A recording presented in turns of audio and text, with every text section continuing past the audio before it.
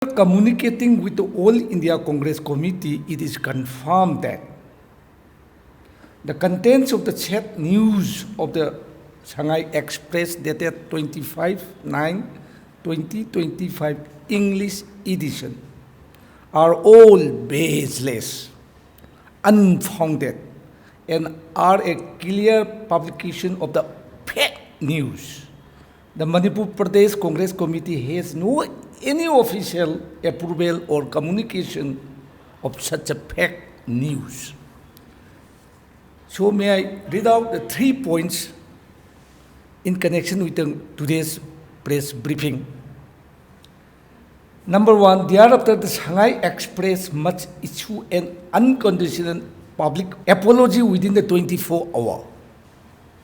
And the unconditional public apology must be published on its front page of the newspaper English edition, that is Shanghai Express, and also on its social media platforms, which are its official social media account of Facebook or Instagram of the Shanghai Express.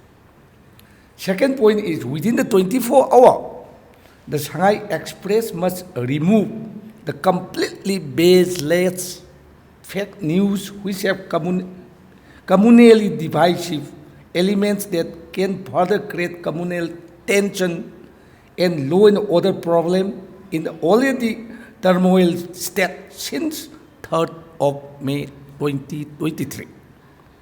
The removal of the fake news must be done by the Shanghai Express local publication from its online contents of its official website and its official social media accounts of Facebook and Instagram within 24 hours.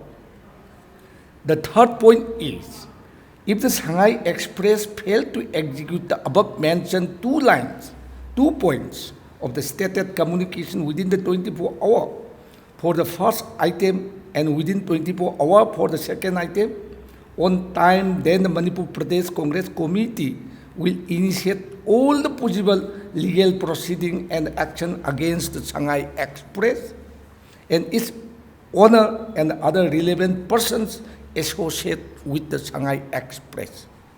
Hangatsaningibadi 25 September 2025 ki English edition Shanghai Express na Moina Hairi, I must see Lengbi Reva Puna Magdai Kopisi and Tokjage. Yamna well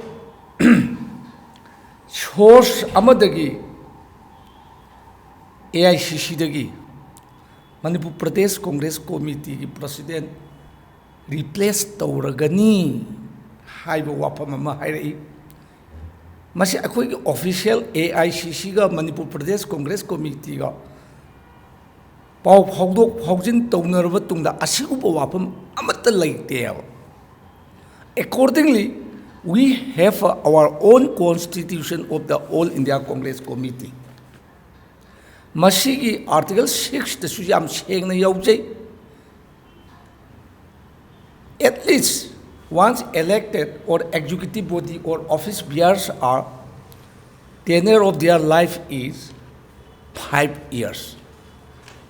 So our President Sri Honorable Meghachandra MLAs, now his post is President. He was elected and appointed 2022, 22, 23, 24, 25.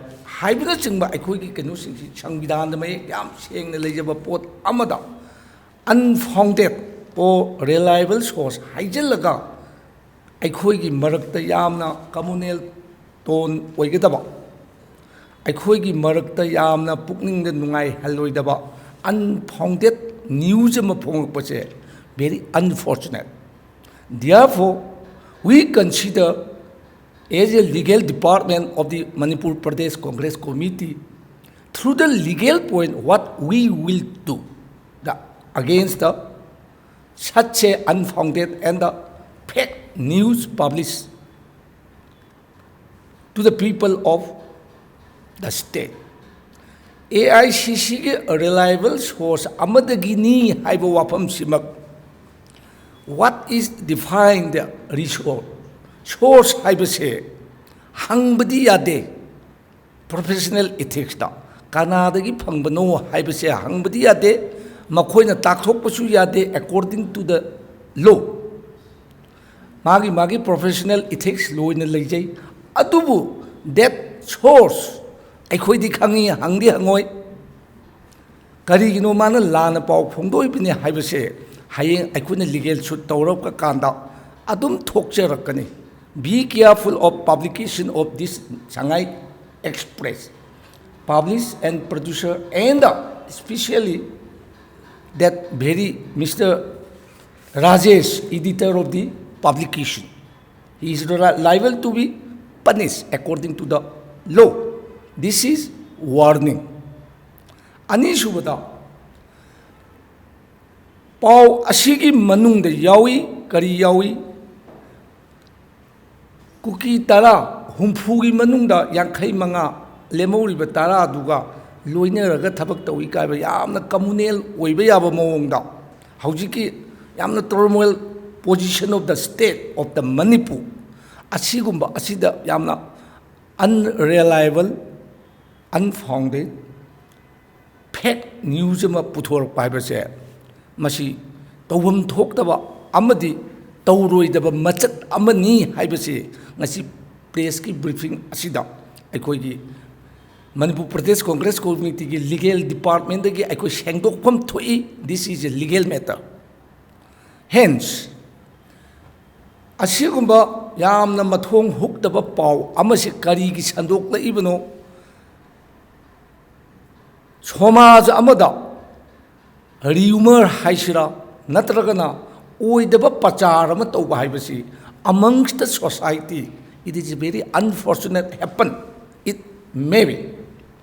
Aduna asigumba to hoidaba thabak sing asigi mathangda aikoina amuksu hairi Shanghai Express ki new chief of the MPCC likely to be in place. Kaina moina hairi bisiam to hoidaba wani their press medias electronics and print aikoina thamningi bo wafam de source haiba wahi ama sizinaraga rumor oiba yaba pau phongbose. It is a very unfortunate.